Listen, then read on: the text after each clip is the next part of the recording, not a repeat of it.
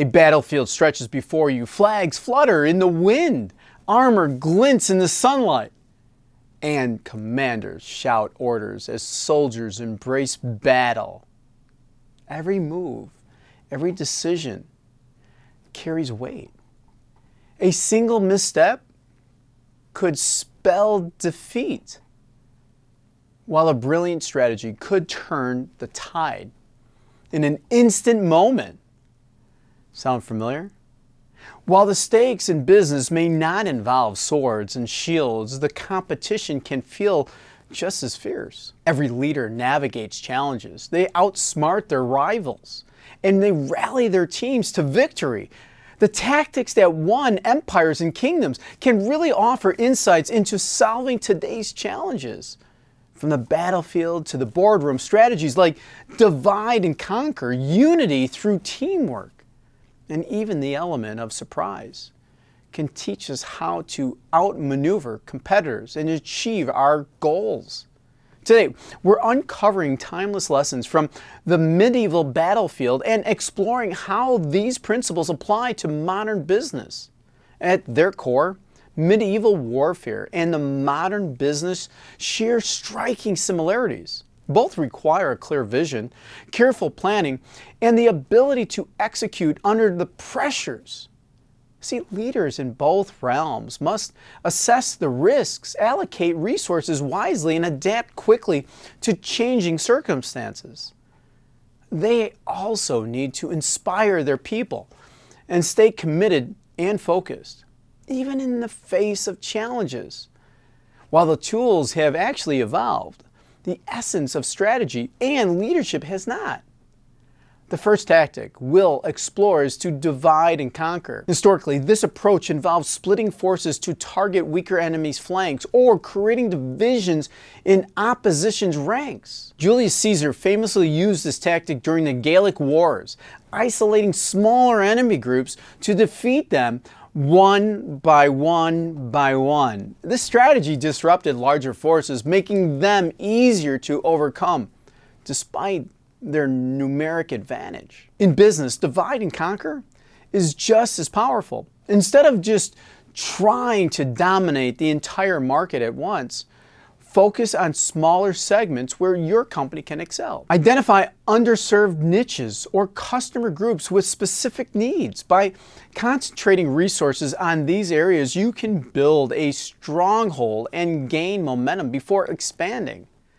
This approach is particularly effective for startups or businesses entering highly competitive industries. For example, many companies initially focus on a local market or a specific demographic before scaling to a broader audiences. By breaking down challenges into manageable pieces, you can achieve steady progress and build a foundation for long-term success. Next is the shield wall, a tactic that emphasizes teamwork and unity.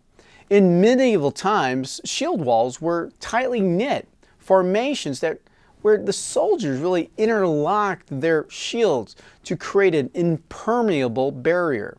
Each individual's success depended on the strength of the group. If one person faltered, the entire line could actually crumble.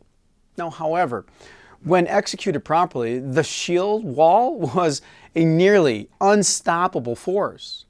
In the workplace, the shield wall represents the power of a cohesive and aligned team. No matter how skilled individuals may be, a disjointed group cannot achieve great results. Businesses thrive when everyone understands their role, works toward a shared goal, and supports one another along the way.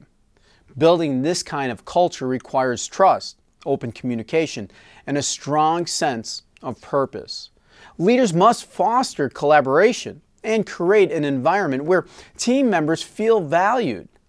Now, this unity enables teams to tackle challenges, adapt to adversity, and deliver results with resilience and focus. One of the most intriguing strategies of medieval warfare was ambush and deception. Commanders often relied on the element of surprise to gain the upper hand. For instance, during the Battle of Hastings in 1066, William the Conqueror used the feigned retreat to lure his enemies into a vulnerable position.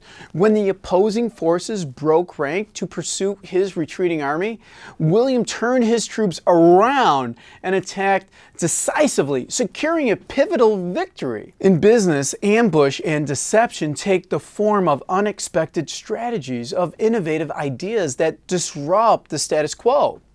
A well-executed surprise can catch competitors off guard and create opportunities for significant gains. Think of businesses that have introduced revolutionary products or services just seemingly out of nowhere. Apple's first iPhone launch, for example, wasn't just a product launch. It was a calculated disruption of multiple industries. Companies that embrace creativity and take bold risks can position themselves as leaders in their markets. Another effective tactic is flanking, a maneuver that involves attacking the enemy from the sides or the rear, where they least are prepared or expecting it. Medieval commanders understood that direct attacks on heavily fortified fronts often led to stalemates or heavy losses. Instead, they sought opportunities to exploit weaknesses in their opponent's defenses by attacking from unexpected angles. In business, flanking is about identifying the gaps in the market or weak spots in your competitor's strategies. If a competitor dominates a particular area, look for spaces where they've overlooked. Perhaps their customer service is lacking, or they've neglected a specific demographic. By approaching the market from these unconventional angles, you can establish a foothold and gain an advantage without engaging in a head-to-head competition.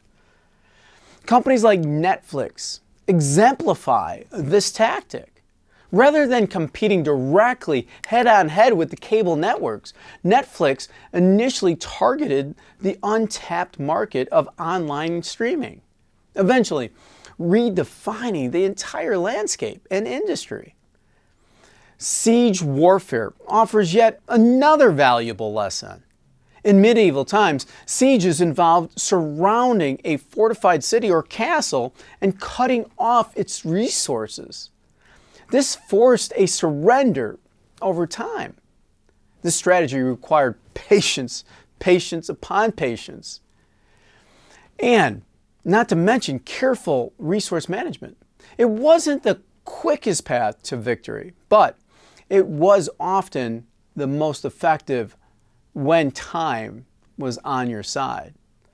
In the business world, siege warfare reflects the value of endurance. Not every victory is immediate. Some goals require staying power, especially in the industries with long sales cycles or intense competition.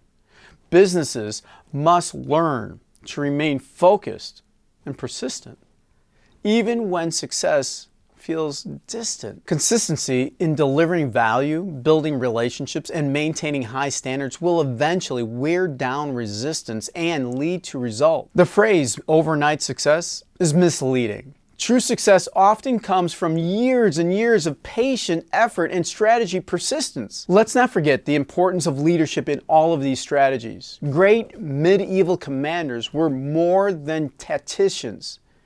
They were visionaries who inspired loyalty and confidence. They understood that their ability to really rally their troops and maintain morale was just as critical as their battlefield strategies. In modern business, leadership plays a similar role. A great leader must be adaptable, able to navigate challenging circumstances with composure and clarity. They must also be decisive, making tough calls each and every day and standing by their choices. Courage is another hallmark of leadership. Whether it's taking a risk on an untested idea or standing firm in the fierce face of challenges, leaders must demonstrate this confidence and conviction. They must inspire and empower their teams. Employees are more motivated and productive when they believe in their leader's vision. Not to mention, they feel supported in achieving their own goals.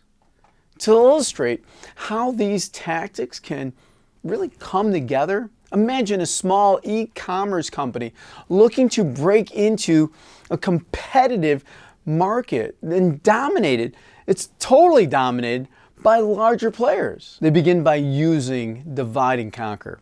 They're really focusing in on a specific niche, maybe sustainable, an eco-friendly product that's targeted to an environmentally conscious millennial. Yeah, when you get that small for divide and conquer, you're able to build a strong team of culture.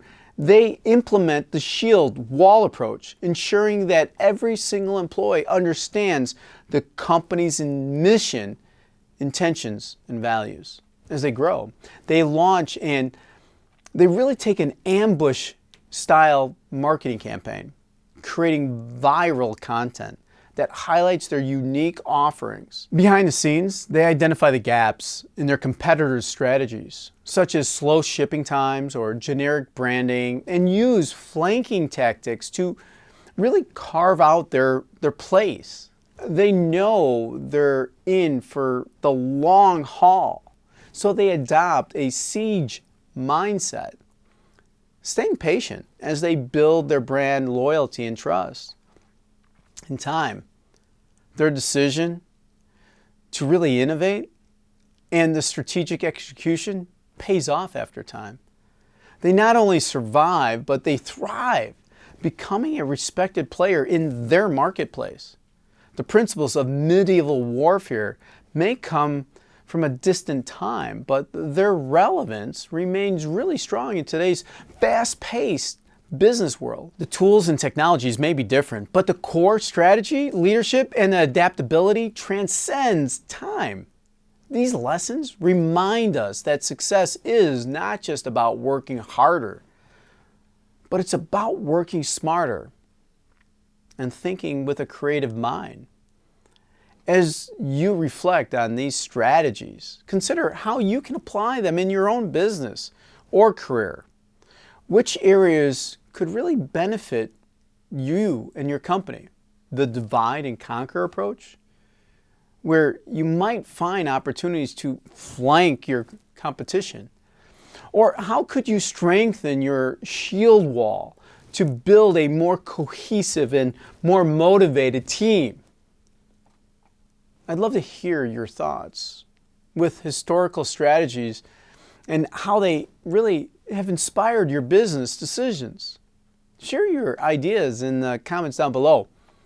Don't forget to like this video and maybe even subscribe to our channel and explore more of my profile for insights on leadership, mindset, and strategy. Together, let's continue to learn, grow, and elevate humanity, one post and one step at a time.